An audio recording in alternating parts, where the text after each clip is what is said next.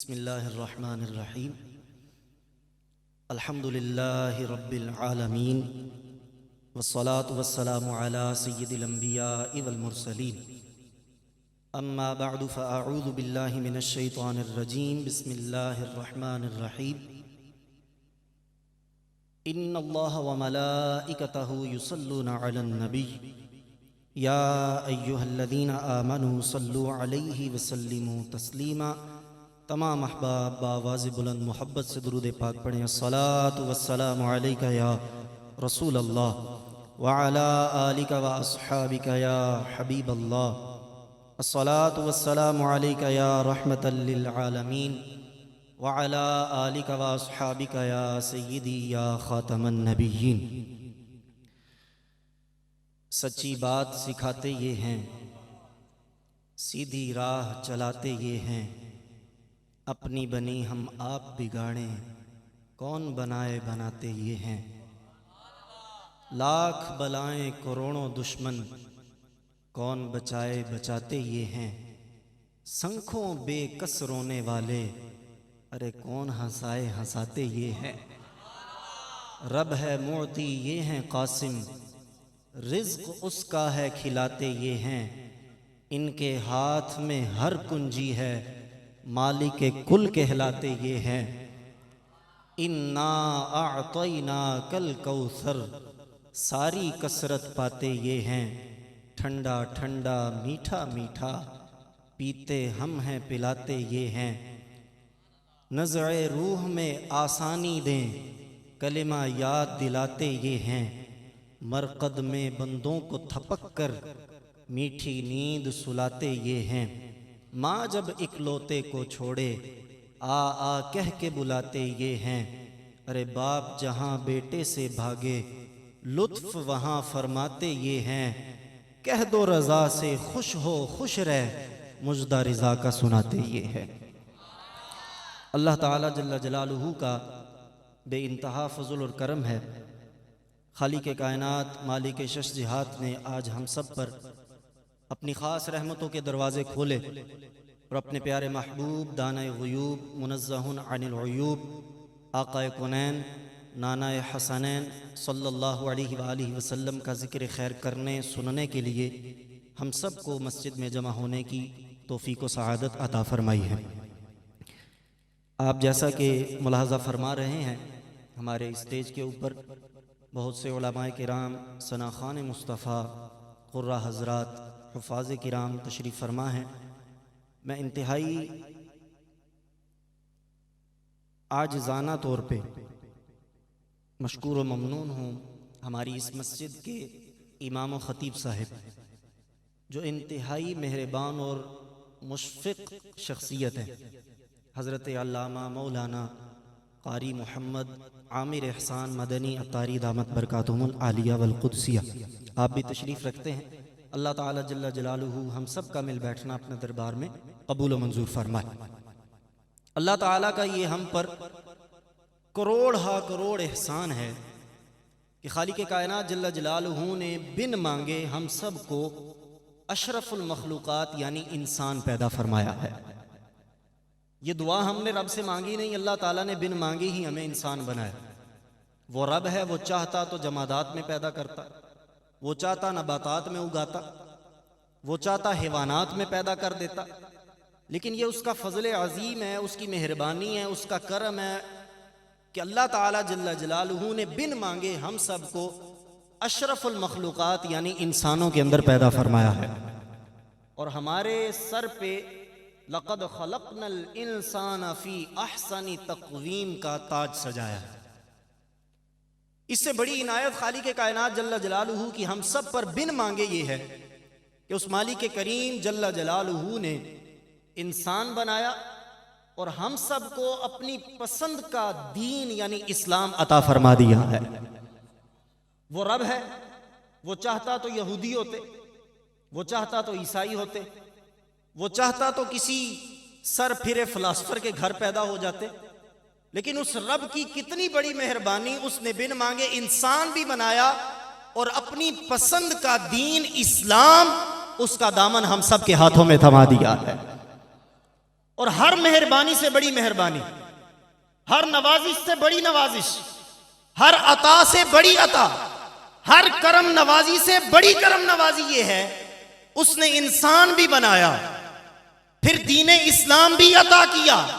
وہ چاہتا تو ہم حضرت نوح علیہ السلام کے امتی ہوتے، وہ چاہتا تو حضرت ابراہیم کے امتی ہوتے، وہ چاہتا تو حضرت عیسیٰ علیہ السلام کے امتی ہوتے، وہ چاہتا تو حضرت موسیٰ کے دور میں پیدا ہو جاتے۔ اس رب کائنات کا کتنا عظیم فضل ہے، اس نے بن مانگے انسان بنایا، بن مانگے دین اسلام کا دامن تھمایا، اور بن مانگے اپنے سب سے لاڈلے محبوب کا امتی بنا کے دنیا میں پیدا فرما دیا۔ یہ اللہ تعالیٰ جل جلالہ کا ایسا کرم اور فضل ہے۔ کبھی مشکل پیش آ جائے نا، بیماری آ جائے، ایک دو وقت گھر میں چولہا نہ جل سکے، کاروبار میں تھوڑی سی ٹھنڈک آ جائے، تم پریشان ہو جاؤ، غم میں مبتلا ہو جاؤ، یہی غور کیا کرو تم ہو کون۔ اللہ تعالیٰ نے تمہیں مقام کتنا بلند عطا کیا ہے، اپنے پیارے محبوب صلی اللہ علیہ وسلم کا امتی بنا کے دنیا میں پیدا فرما دیا۔ علماء کرام تشریف لائے ہیں، میں التماس کرتا ہوں آگے تشریف لے آئیں۔ حضرت خطیب اہل سنت استاذ العلماء حضرت علامہ مولانا محمد زین العابدین اتاری مدنی دامت برکاتہم العالیہ۔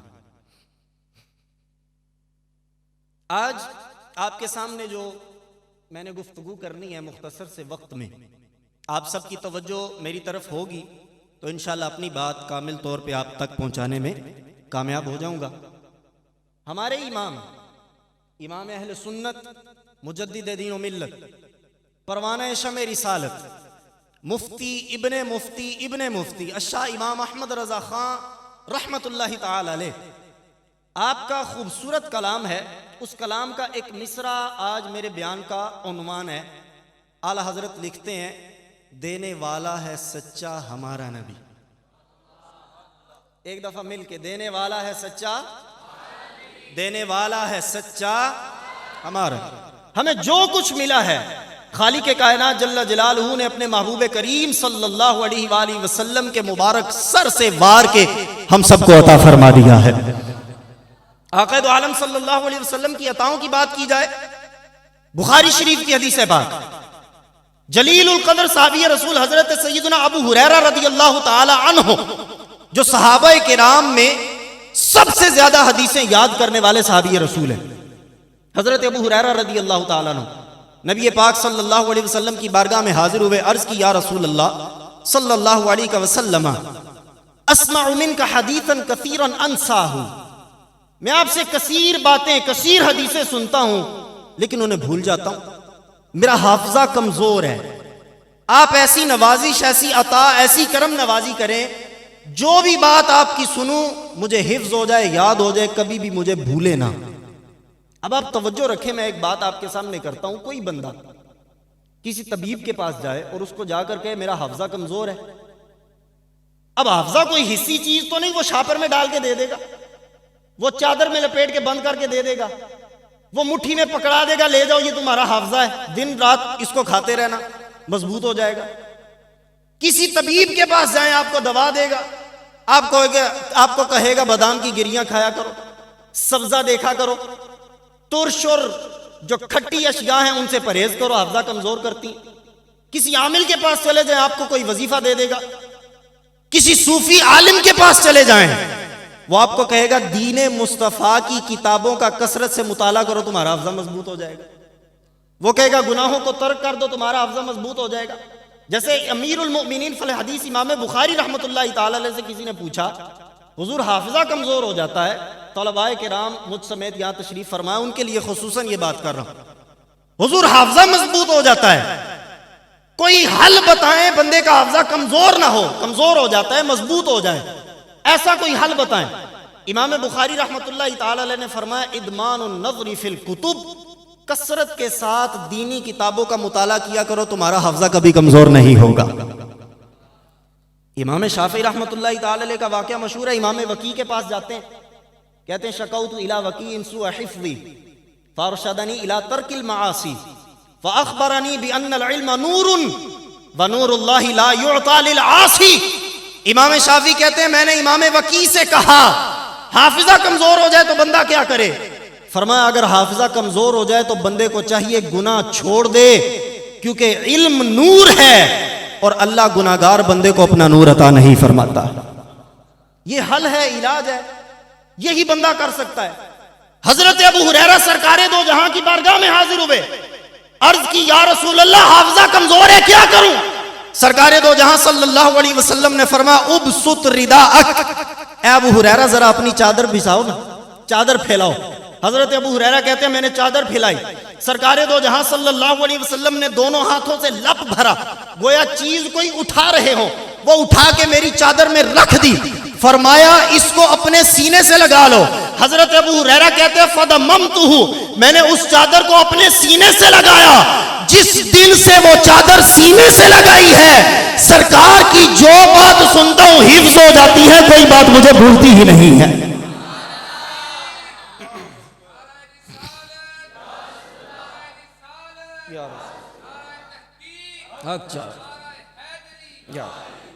حضرت سیدہ ام المؤمنین زینب رضی اللہ تعالی عنہا، آپ کی توجہ ہے ادھر، ایک دفعہ کہیے سبحان اللہ۔ حضرت زینب رضی اللہ تعالی عنہا سے سرکار دو جہاں صلی اللہ علیہ وسلم نے جب نکاح فرمایا نا، تو حضرت انس بن مالک رضی اللہ تعالی عنہ فرماتے ہیں میری والدہ سیدہ ام سلیم رضی اللہ تعالی عنہا نے مجھے کہا جاؤ کھجور، گھی اور پنیر، یہ 3 چیزیں لے کر آؤ۔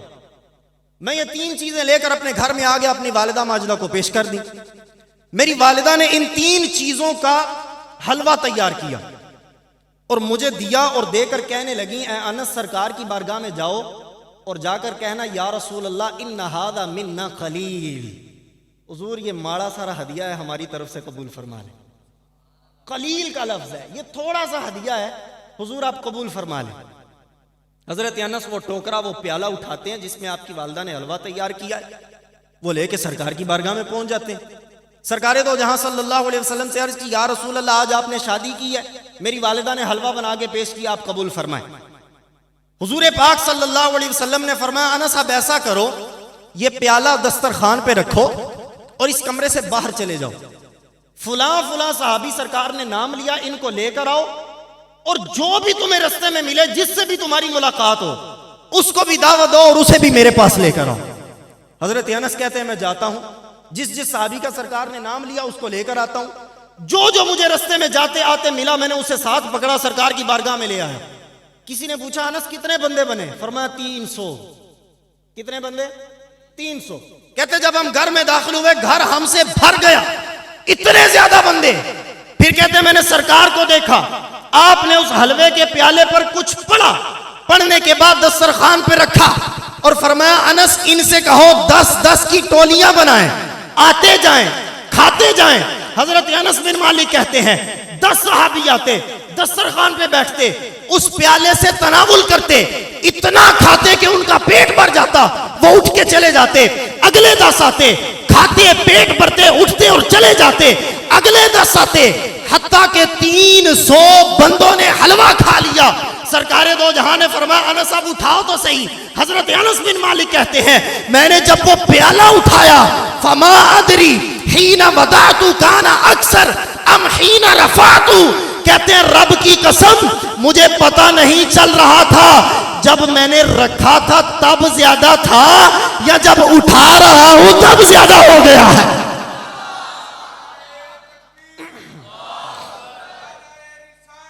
یا رسول اللہ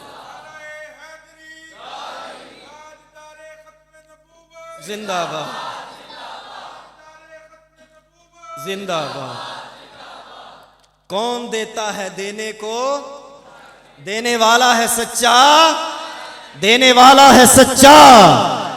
بخاری شریف کتاب الصلاۃ باب الکسوف، سورج کو گہن لگ جانے والا بات۔ سرکار دو جہاں صلی اللہ علیہ وسلم کے زمانہ اقدس میں سورج کو گہن لگ جاتا ہے۔ آپ توجہ رکھیں نا تو میں باتیں کچھ آپ کو سنا جاؤں۔ ویسے تو سرکار دو جہاں دن دیہڑے جب بھی اپنے حجرے اقدس سے باہر آتے تھے نا سورج کو گہن لگ ہی جاتا تھا، کیونکہ جب بھی حضور آتے تھے حضور کے وجہ مبارک کی روشنی ایسی ہوتی تھی کہ سورج آپ کے مبارک چہرے کے سامنے ماند پڑ جایا کرتا تھا۔ اتنا حسن و جمال سرکار دو جہاں کا۔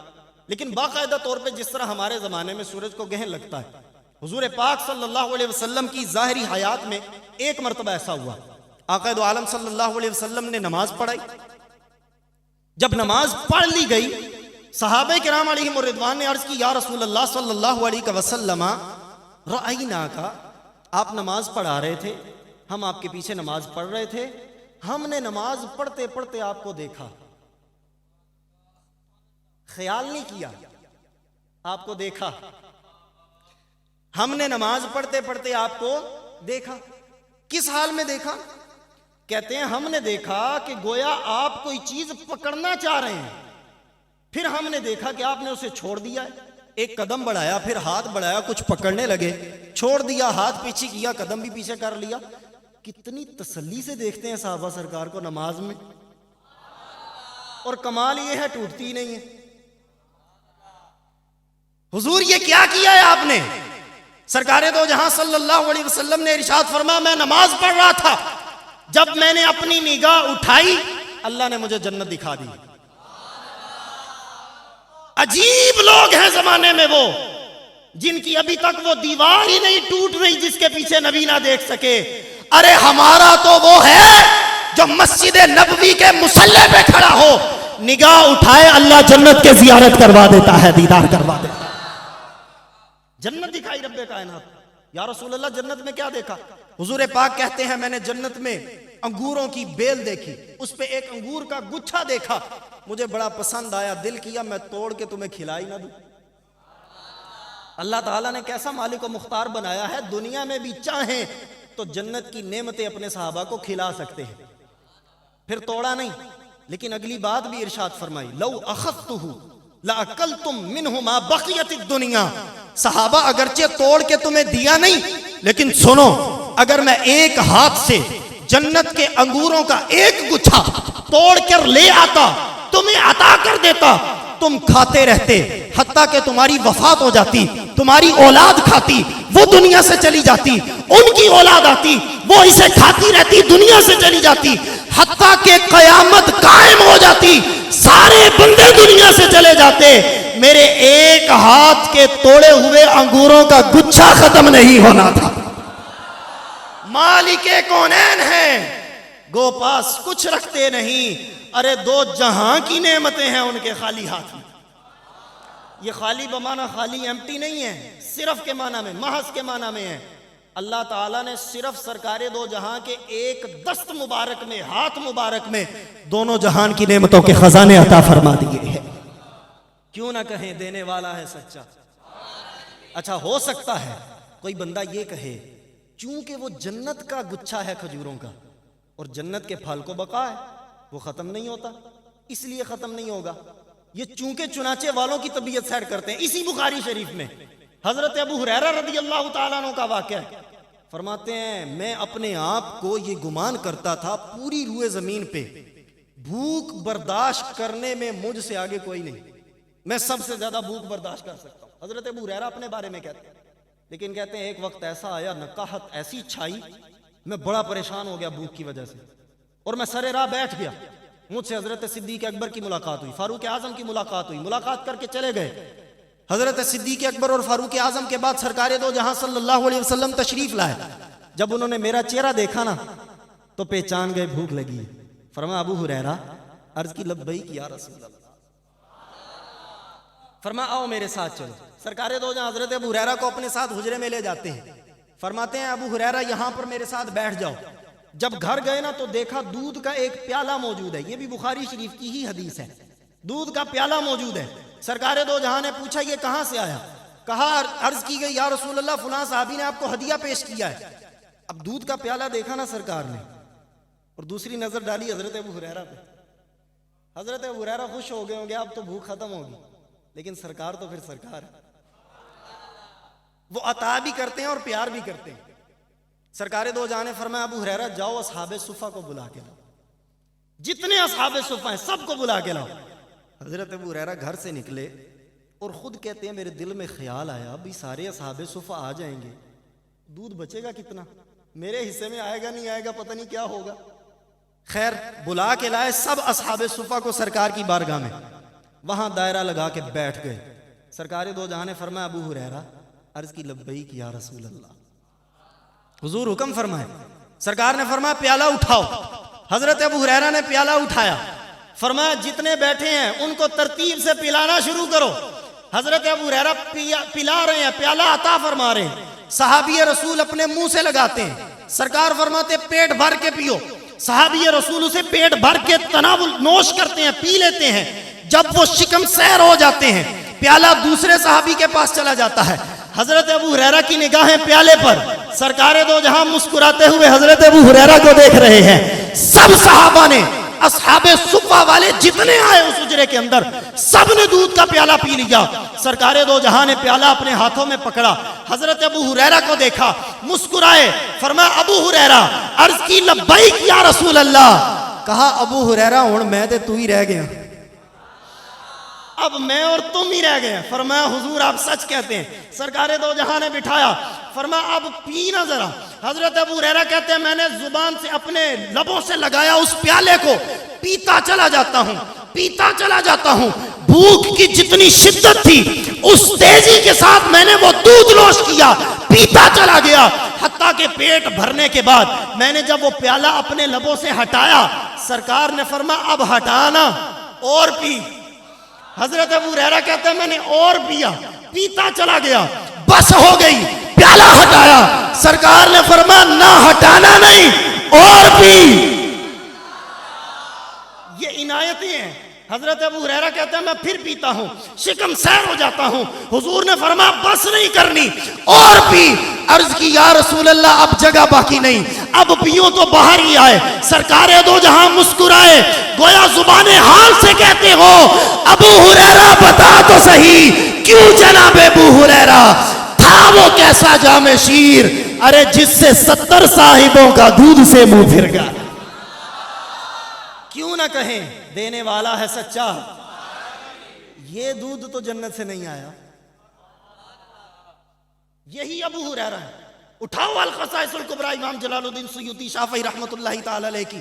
جناب ابو ہریرہ کہتے ہیں ایک لشکر میں موجود ہیں، جنگ کا عالم ہے اور لشکر کے اندر کھانے پینے کی اشیاء کم پڑ جاتی ہیں۔ سرکار دو جہاں نے مجھ سے کہا ابو ہریرہ کچھ ہے تمہارے پاس؟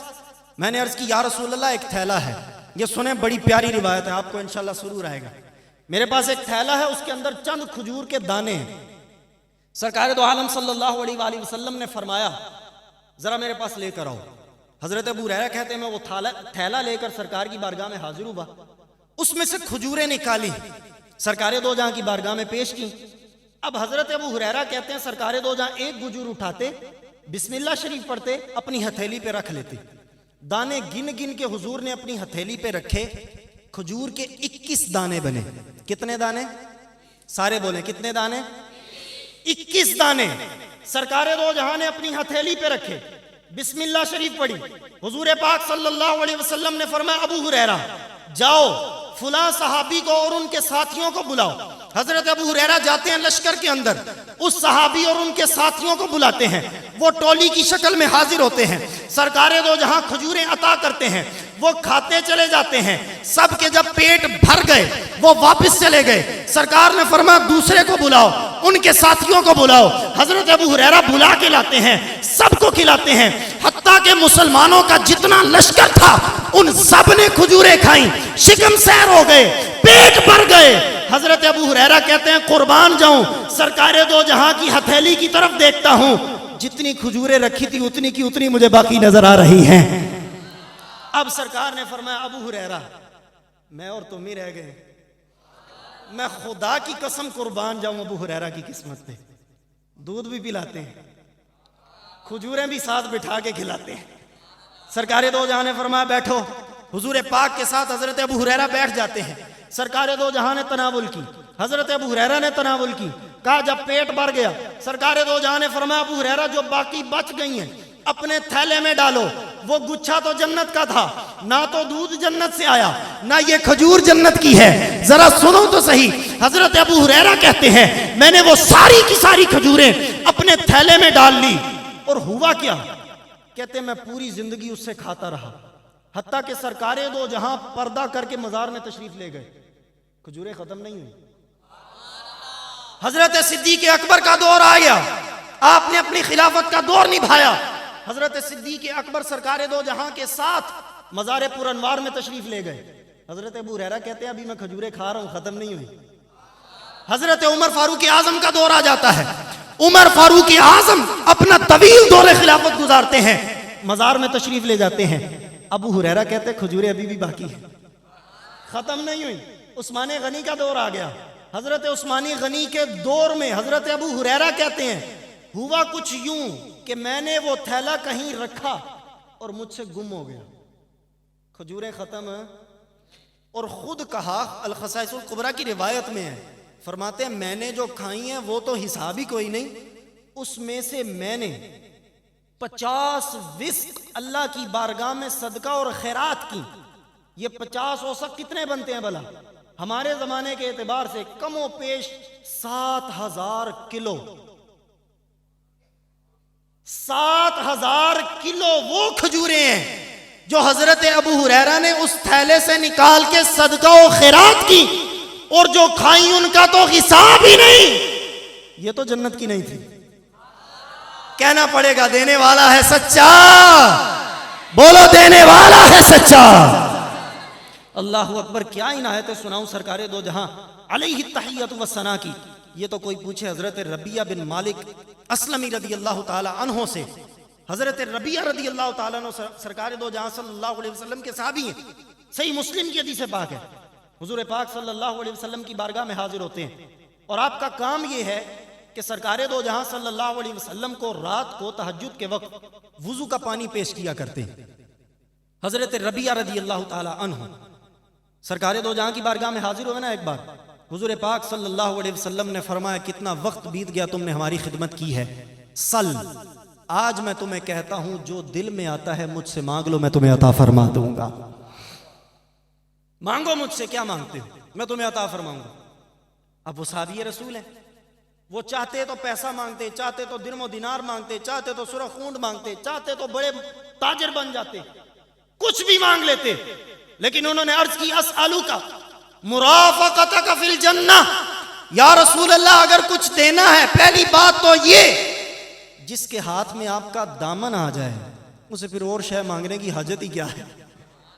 جسے آپ ملے بیٹھے ہیں اسے اور کسی شے کی حاجت ہی کیا ہے. لیکن اگر آپ کچھ عطا فرمانا چاہتے ہیں تو میں عرض کرتا ہوں اسألوک مرافقتک فی الجنہ، یا رسول اللہ اگر کچھ عطا فرمانا ہے تو یہ جیسے دنیا میں مجھے خادم بنایا ہے جنت میں بھی اپنا خدمت گزار بنا لیجیے. اب سرکار دو جہاں نے یہ نہیں فرمایا ربیعہ یہ کیا جنت مانگ لی ہے، میں نے تو کوئی دنیاوی چیز تم سے کہا تھا مانگ لینا جو میرے پاس ہو، نہ ہوئی تو معذرت کر لوں گا. یہ سرکار کا در ہے نا، در شاہاں تو نہیں ہے جو مانگ لیا اور بھی کچھ مانگ. دے سکتے ہیں وہ کچھ یا وہ کچھ دے نہیں سکتے.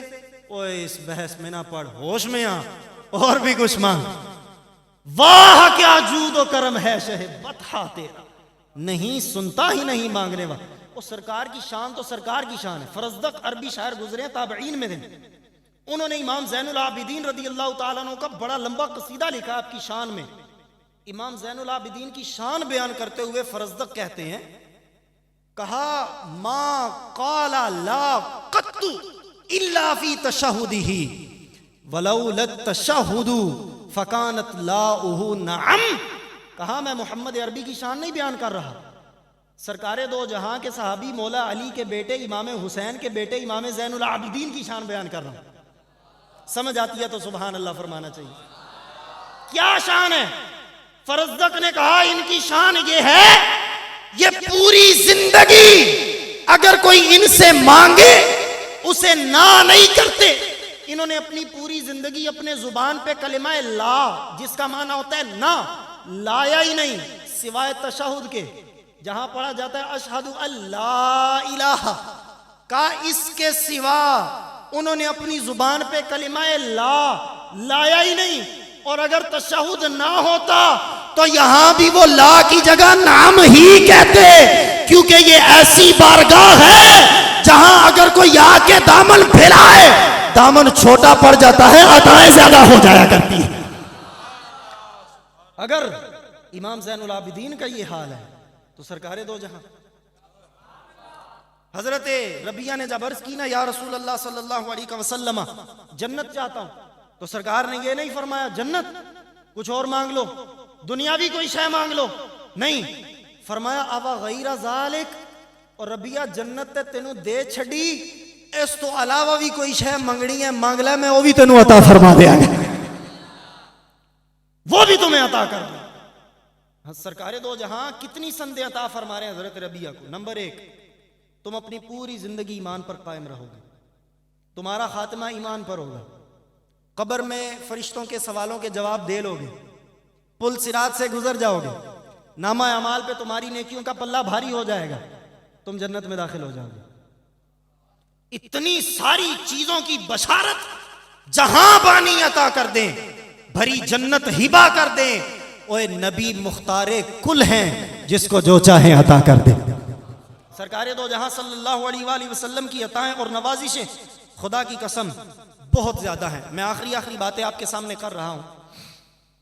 حضور پاک کی عطاؤں کی اگر بات کی جائے تو زندگیاں ختم ہوئیں اور قلم ٹوٹ گئے، تیرے اوصاف کا ایک باب بھی پورا نہ ہوا، یہ تو ایسا باب ہے۔ لیکن آخری باتیں آپ کے سامنے کرتا ہوں۔ ہمارے امام اہل سنت الشاہ امام احمد رضا خان رحمت اللہ تعالی علیہ، فتاوی رضویہ کی 30ویں جلد میں آپ نے ایک رسالہ لکھا، تجلی الیقین بأن نبینا سید المرسلین صلی اللہ علیہ وسلم۔ اس رسالے میں اعلیٰ حضرت نے اس بات کو ثابت کیا ہے، سرکار دو جہاں عام امتی تو وہ امتی رہے، اولیاء تو اولیاء رہے، سرکار دو جہاں اللہ تعالیٰ کے تمام نبیوں اور رسولوں کا بھی سردار بن کے دنیا میں تشریف لائے ہیں۔ وہ فرمانا خلق سے اولیاء، اولیاء سے اور رسولوں سے اعلیٰ ہمارا۔ اس رسالے کے اندر سرکار دو جہاں صلی اللہ علیہ وسلم کی عطاؤں کی بات کرتے ہوئے ہمارے امام لکھتے ہیں، یہ دنیا خدا کی قسم چیز ہی کیا ہے۔ اعلیٰ حضرت نے ایک جگہ پر لکھا ہے نا، وہ خلد جس میں اترے گی ابرار کی برات۔ یہ اعلیٰ حضرت عوام کو سمجھ نہیں آتا، اس لیے میں رخ ادھر کرتا ہوں۔ وہ خلد جس میں اترے گی ابرار کی برات، وہ جنت جہاں نیک بندوں کی بارات جائے گی، ادنا نچھاور اس میرے دولہا کے سر کی ہے۔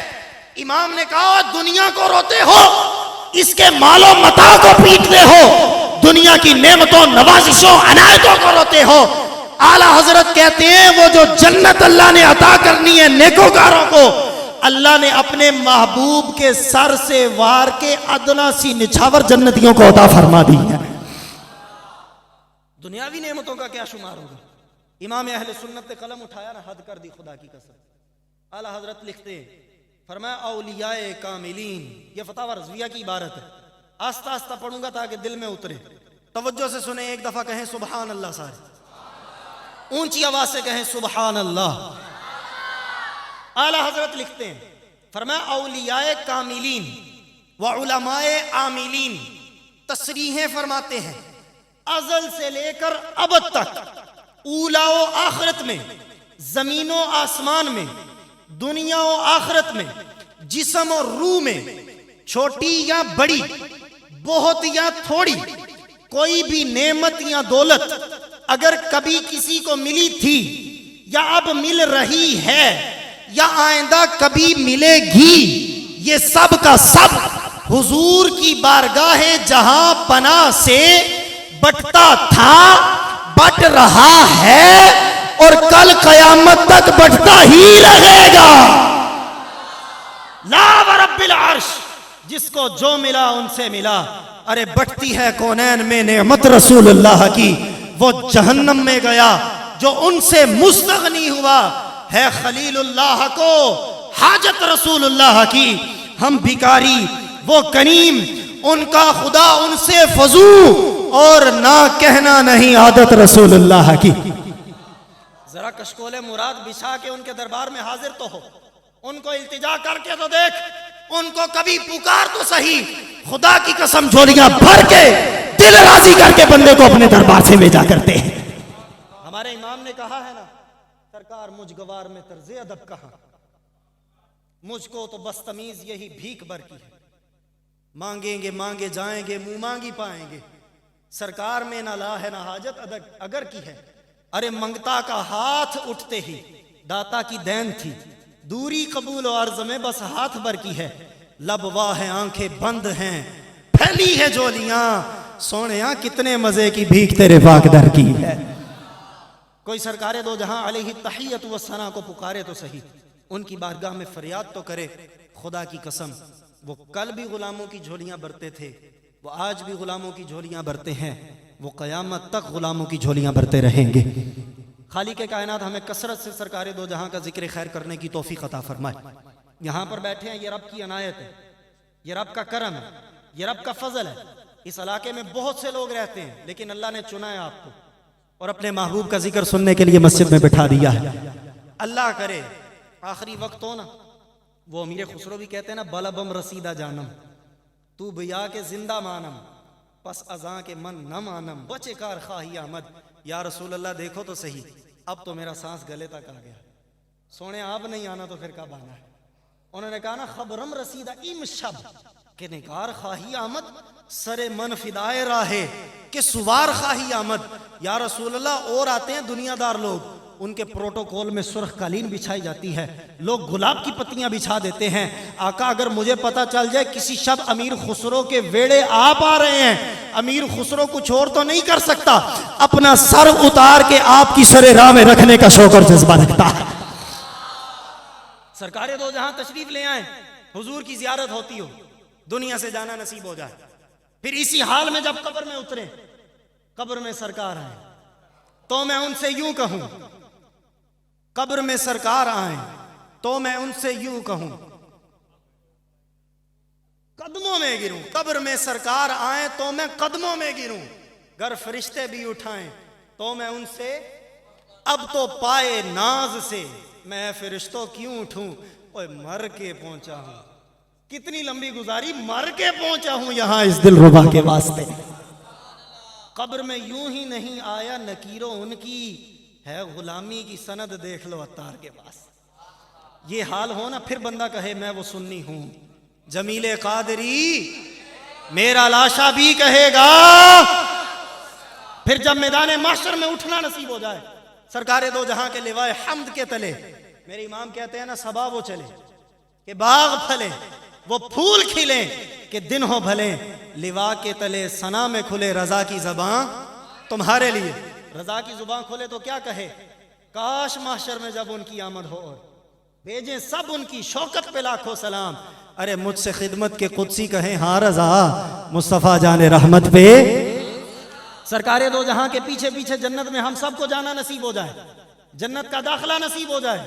میرے انتہائی دل کے قریب ایک شاعر ہیں محمد علی ظہوری قصوری رحمت اللہ تعالی، آپ کا خوبصورت انداز بھی ہے اور خوبصورت کلام بھی ہے۔ وہ کہتے ہیں میری پوری زندگی گزری سرکار کی نعتیں لکھتے ہوئے، یہ آخری بات ہے اس کے بعد بیان ختم ہے، سرکار کی نعتیں لکھتے ہوئے، سرکار کی نعتیں پڑھتے ہوئے۔ اب میرا دل یہ کرتا ہے جب میدان محشر میں ہم اللہ کے فضل سے سرکار کی شفاعت سے جنت میں چلے جائیں نا، سرکار دو جہاں علیہ تحیت و ثنا اپنے صحابہ سے فرمائیں اوے جاؤ کسی جنت کے کونے میں دیکھو تو میں محمد علی ظہوری اگر مل جائے تو اسے میری بارگاہ میں بلاؤ، دنیا میں بڑی نعتیں لکھ کے سناتا تھا، آج میرے صحابہ کے سامنے میری نعت سنانا شروع کر دے۔ یہ توفیق رفیق اگر ہم سب کو بھی نصیب ہو جائے۔ ان کا بڑا خوبصورت شعر ہے، مل کے پڑھتے ہیں انشاءاللہ۔ ایک دفعہ کہیں سارے سبحان اللہ۔ حضرت محمد علی قصوری رحمت اللہ تعالی علیہ، جنت چ مزہ وے۔ اچھا جنت میں مزے ویسے بڑے ہیں، مزے تو بہت ہیں، لطف بہت ہے۔ حضور آپ کس لطف کی بات کرتے ہیں؟ کا سارے مزے رکھو ایک طرف، جنت میں رخ مصطفیٰ کے دیدار کا مزہ ایک طرف ہے۔ مل کے پڑھ لیجیے، جنت چ مزہ وے سرکار جے فرماور، لے آؤ ظہوری نو۔ میرا نام ظہوری نہیں، آپ میں سے کسی کا بھی نام ظہوری نہیں، کوئی بھی نام ہے دل میں اپنا نام رکھو، ظہوری پڑھو، سرکار عنایت فرما دے۔ لے آؤ ظہورینو مل کے لے آؤ ظہور، ایک نعت سنا جاوے، لے آؤ ظہوری، ایک نعت۔ سرکار دو جہاں صلی اللہ علیہ وسلم نعت سنے نا، یقین کریں حضور پاک اپنی نعت سن کے خوش ہوتے ہیں۔ یہی تو وجہ ہے اپنا ممبر چھوڑتے ہیں۔ حسان بن ثابت سے کہتے ہیں حسان ایتھے کھلو کے میری نعت پڑھنی۔ پھر جب حضور کے چچا حضرت عباس صلح حدیبیہ سے واپسی پہ سرکار کی نعت پڑھتے ہیں، عرض کرتے ہیں حضور سفر جاری ہے، بڑی خاموشی طاری ہے، اجازت ہو آپ کی نعت ہی نہ شروع کر دوں۔ سرکار نے فرمایا عباس میرے چچا نعت پڑھو، مجھ سے دعا بھی لو، جس منہ سے میری نعت پڑھو اللہ کرے کبھی اس منہ میں درد ہی نہ ہو۔ حضرت عباس نے پھر کیا نعت پڑھی؟ کہتے ہیں وَرَدْتَ نَارَ الْخَلِيلِ مُخْتَتِمًا وَأَنْتَ فِي صُلْبِهِ كَيْفَ يَحْتَرِقُ وَأَنْتَ لَمَّا وُلِدْتَ أَشْرَقَتِ الْأَرْضُ وَضَاءَتْ بِنُورِكَ الْأُفُقُ۔